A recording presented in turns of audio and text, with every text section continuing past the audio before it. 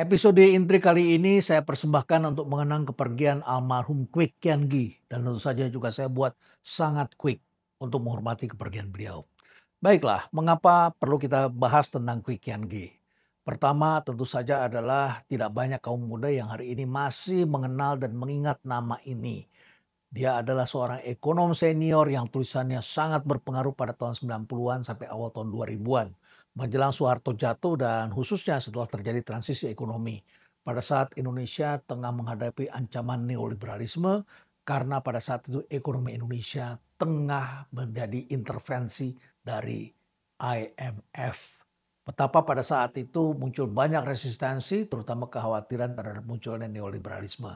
Dialah orang yang sangat sering menyuarakan hal itu, lalu kemudian juga menjadi perdebatan ketika dia mengambil langkah bertentangan dengan ekonom-ekonom senior yang berada di era Soeharto yang dipimpin oleh sejumlah ekonom dari Fakultas Ekonomi tempat saya bekerja di UI, dan tentu saja mereka sering dituduh sebagai ekonom yang liberal katanya begitu.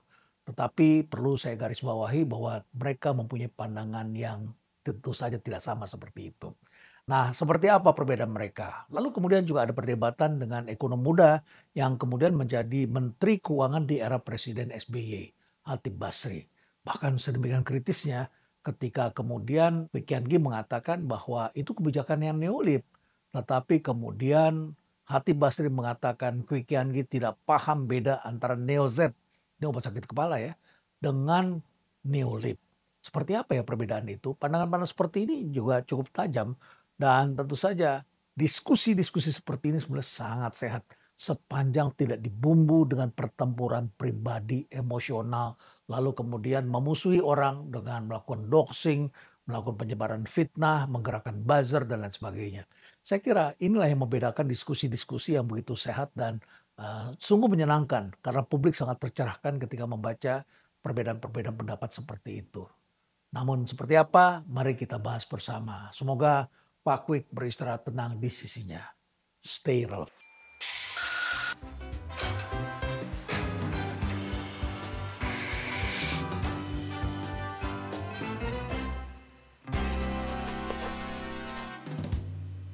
Tulisan-tulisan Kwek Kian Gi banyak beredar di harian Kompas. Pada waktu itu saya juga sempat menjadi moderator dalam diskusi panel ahli ekonomi di harian Kompas. Tentu saja ada sejumlah ekonom senior yang hadir di Kompas, termasuk juga ada Faisal Basri, sejumlah menteri atau orang yang pernah menjadi menteri dalam kabinet-kabinet sebelumnya atau yang sedang menjadi menteri pada kabinet itu. Juga banyak pengusaha yang hadir dalam diskusi di harian Kompas. Nah, sangat menarik kalau ada Pak Kwik karena Pak Kwik bisa menunjukkan angle yang berbeda. Lalu kemudian dia menunjukkan ini loh bahayanya bagi ekonomi kita. Dan tampaknya Kwik yang sangat ideologis. Dia sangat nasionalis, pro rakyat, dan sangat waspada terhadap peranan apa yang dia sebut sebagai neolib. Apa sih neolib? Neolib ini kan sebuah gejala di mana pemerintahan itu kemudian semakin berkurang peranannya dan semakin menyerahkan gerakan ekonomi itu kepada pasar. Karena pasar dianggapnya menjadi lebih efisien kalau dibikin lebih liberal. Maka anggaran dari pemerintah pun harus dikurangi. Pemerintahnya fokus pada area-area tertentu saja, lalu kemudian pemerintah mengurangi anggarannya untuk memberikan subsidi. Peranan subsidi berkurang, lalu kemudian juga perhatian pemerintah tidak perlu ngurus badan usaha milik negara. Semuanya diprivatisasi aja. Dan kemudian sudah ada pihak yang menjalankannya. Siapa sih yang menggerakkan pemikiran-pemikiran neoliberalisme ini? Yang menggerakkan itu adalah ekonom dari Chicago. Ekonom-ekonom Indonesia sejatinya lebih banyak belajarnya dari Berkeley pada saat itu. Lalu yang lebih muda seperti saya belajarnya dari University of Illinois. Jadi kami sudah tidak berpikir lagi tentang ideologis pada saat itu. Kami hanya pegangannya adalah Undang-Undang Dasar 45. Tetapi secara konsep kami tidak lagi memikirkan aspek-aspek ideologis. Tetapi di dunia ini tentu saja ada perhatian karena ada pihak-pihak yang membawanya. Nah, pihak yang membawanya itu terutama adalah ekonom dari Chicago. Tidak jauh dari kampus saya, sekitar 2 jam lah kalau kami naik mobil dari Illinois Urbana-Champaign. Sama-sama di Illinois, saya berada di kota yang kembar nama Urbana dan Champaign, sedangkan ini berada di Chicago. Nah, ekonom dari Chicago ini Milton Friedman dan bersama dengan murid-muridnya banyak yang menerima hadiah Nobel ekonomi. Dan tentu saja mereka juga menjadi konsultan pembangunan bagi sejumlah negara. Negara-negara Amerika Latin pernah menjadi ekonominya bagus, tapi kemudian juga rontok, turun lagi, bergejolak di negara itu, kemudian naik lagi, turun lagi, menjadi unstable. Tapi juga ada negara yang menuruti nasihat-nasihat mereka. Di antaranya adalah negara seperti Amerika Serikat sendiri di era Presiden Ronald Reagan. Milton Friedman itu adalah penasihat ekonominya Ronald Reagan. Dan Reagan ini sangat dikenal sebagai orang yang mengakhiri perang dingin yang melakukan dialog bersama dengan Presiden Uni Soviet saat itu Gorbachev. Dan Reagan tidak sendirian, juga ada Margaret Thatcher. Margaret Thatcher sangat terpengaruh terhadap konsep neoliberalisme. Dan neoliberalisme itu artinya adalah tadi saham-sahamnya di BUMN dilepas, kemudian subsidi juga dilepas, dan peran pasar didominasi. Kita ketahui bahwa hari ini masyarakat dunia itu para student sudah jarang yang mau sekolah ke Amerika. Kenapa? Mahal. Karena kampus itu memang dibiayai dari publik begitu. Tidak lagi peran negara. Negara perannya hanya memberikan dana riset yang sangat terbatas. Dan tuition fee-nya ditentukan oleh market. Jadi Amerika memang mahal sekali. Nah, kemudian juga ada lagi kampus di Eropa. Eropa ini sangat ingin memberikan subsidi. Prancis, Jerman, Belanda masih banyak subsidi. Tidak mengherankan hari ini banyak sekali student yang sekolah di sana. Anak-anak Indonesia banyak sekolah di sana. LPDP banyak memberikan beasiswa ke negara-negara itu. Kenapa? Karena subsidi negara masih besar. Inggris pun sekarang juga masih ada. Tetapi di era Thatcher itu selain BUMN juga subsidi untuk rakyat itu memang banyak sekali dikurangi. Dan akibatnya Thatcher ini menjadi musuh kaum muda.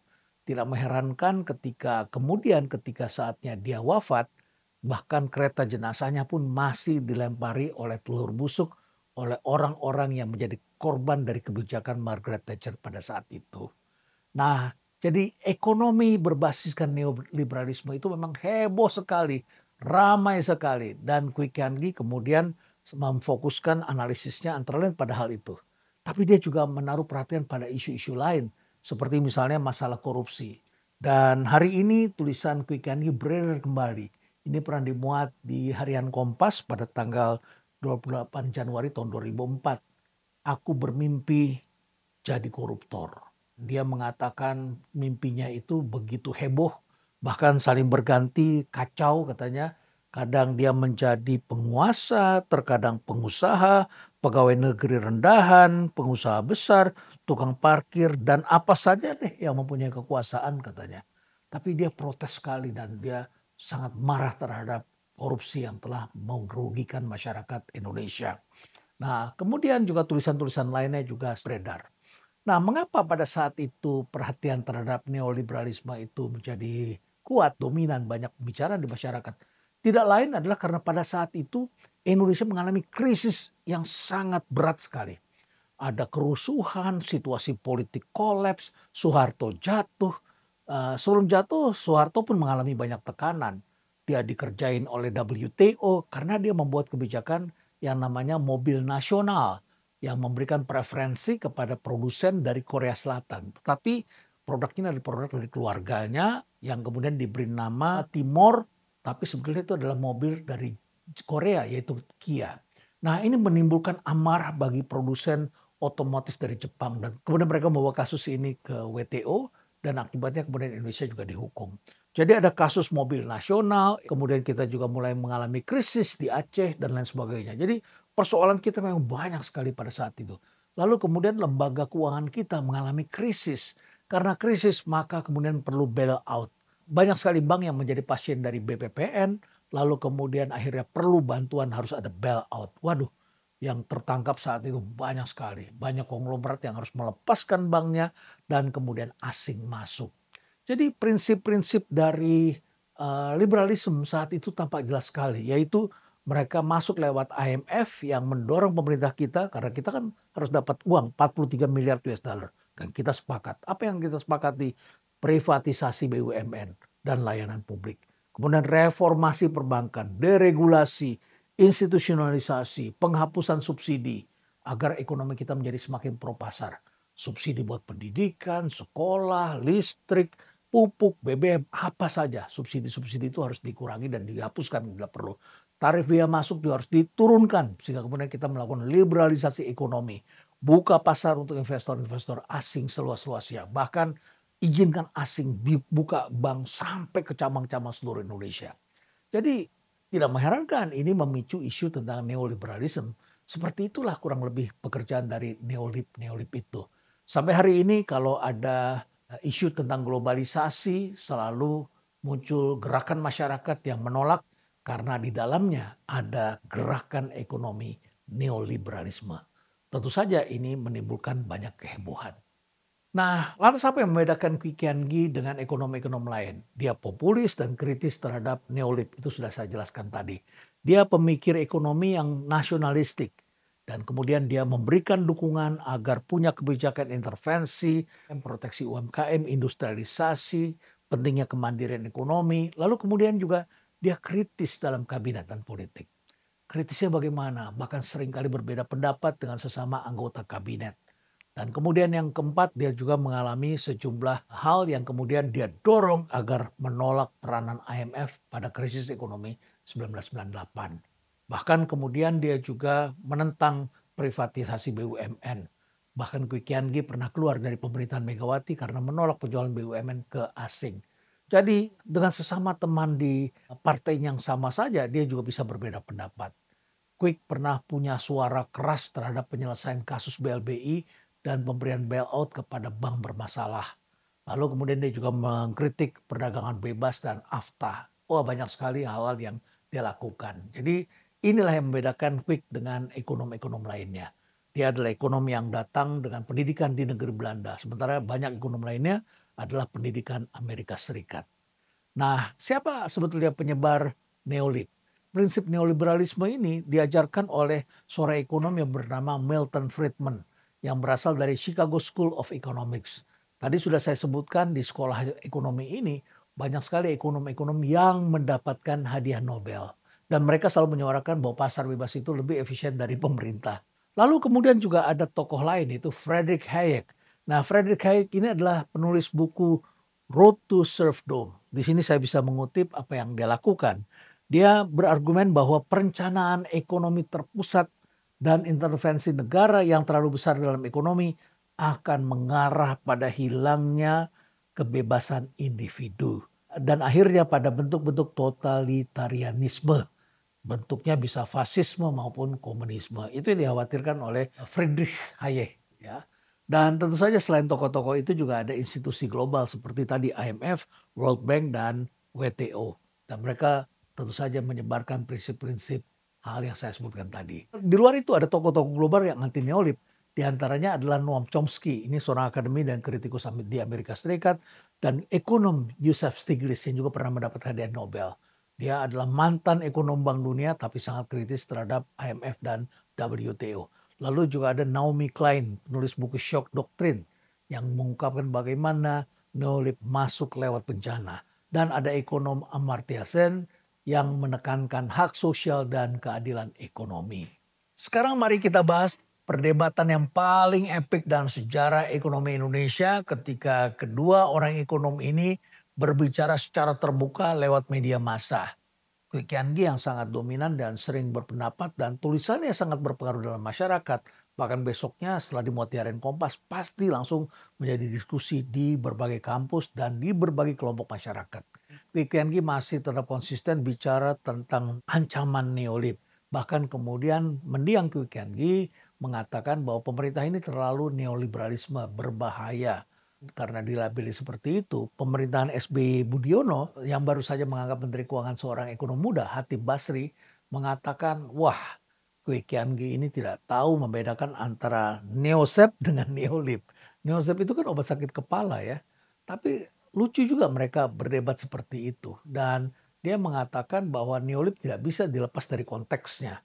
Karena misalnya saja pemerintahan yang sama, era Soeharto saja, pada tahun 70-an menterinya adalah Ali Wardana, Wijoyiniti Sastro, Prof. Emil Salim, dan sejumlah ekonom-ekonom senior lainnya yang dikenal sebagai ekonom Berkeley pada saat itu tengah menjadi ekonom yang berkuasa di era pemerintahan Soeharto.